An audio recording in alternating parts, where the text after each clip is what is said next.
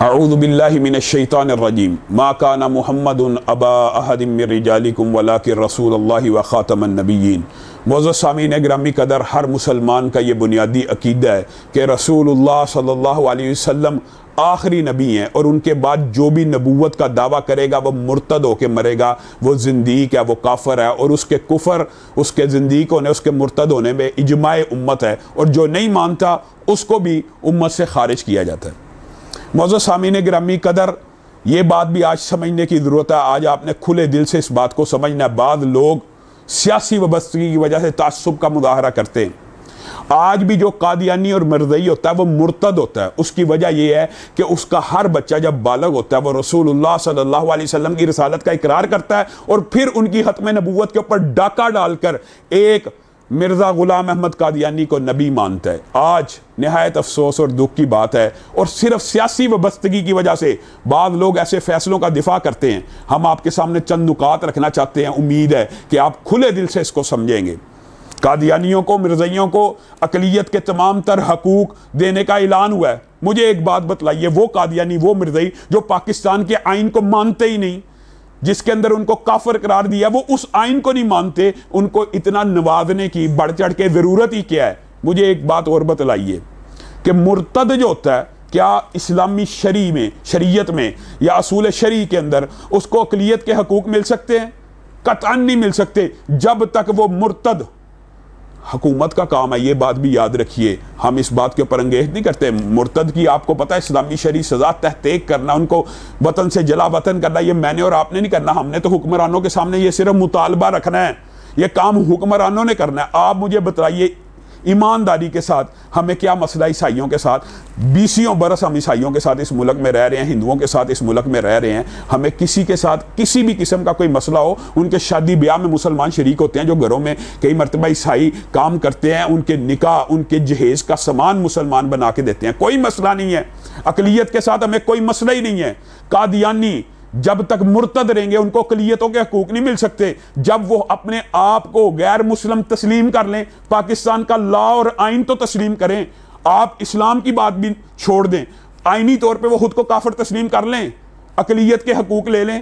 اب آپ ان کو جو اپنے آپ کو احمدی مسلمان کلیم کرتے ہیں، جو اسلامی شرعی طور کے اوپر مرتد ہیں، آپ ان کو یہ چاہتے ہیں اقلیت کے حقوق مل جائیں۔ اقلیتوں کے کیا حقوق ہے پاکستان میں؟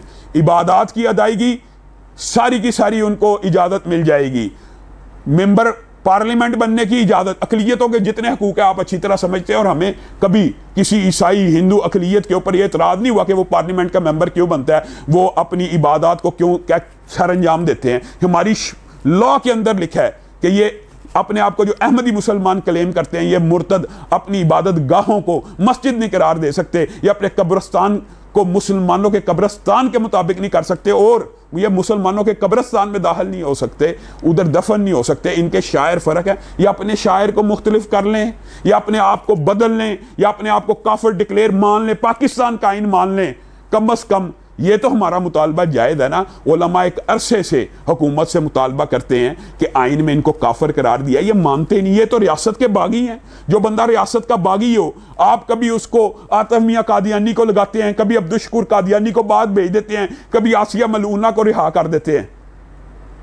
کرونا وائرس جب سے آیا ہے، خان صاحب کے خلاف ہم نے ایک لفظ نہیں بولا مذہبی طبقے نے۔ اس کی کچھ وجوہات ہے کہ امت کو یکجا متحد کرنے کا وقت ہے، لیکن میں تحریک انصاف کے ان کارکنوں سے بھی کہنا چاہتا ہوں کہ آپ خان صاحب کے ہر فیصلے کو، حکومت کے ہر فیصلے کو یہ سمجھتے ہیں کہ یہ جائز اور درست ہے، پہلے اس کا دفاع کرنا شروع کر دیتے ہیں۔ یہ ایمانیات کا مسئلہ ہے، خدا را یہ ایمانیات کا مسئلہ ہے۔ اس کے اندر یہ اصول ہونا چاہیے کہ کی محمد سے وفا تو نے تو ہم تیرے ہیں، یہ جہاں چیز ہے کیا لوح و قلم تیرے ہیں۔ خان صاحب سے بھی ہمارا مطالبہ ہے، حکومت سے بھی ہمارا مطالبہ ہے کہ اس فیصلے کے اوپر فی الفور نظر ثانی کر دی جائے۔